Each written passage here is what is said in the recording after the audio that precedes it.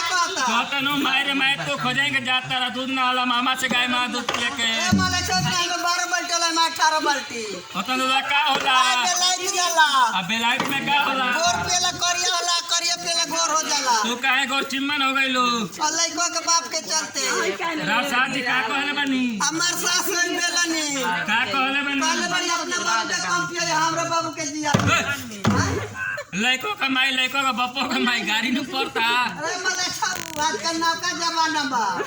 हां ठीक है कहत रहे ब्रिटिश का जमाना चल गए नीतीश का जमाना आ गइल बारू दूल्हा बचला त का होला इनको बचला त बुढ़िया उठा न खाती हमारी का पार्टी करनी है भाई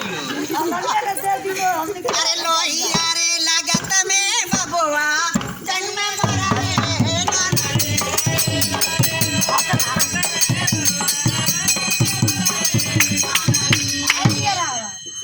चाय पी लो ले लो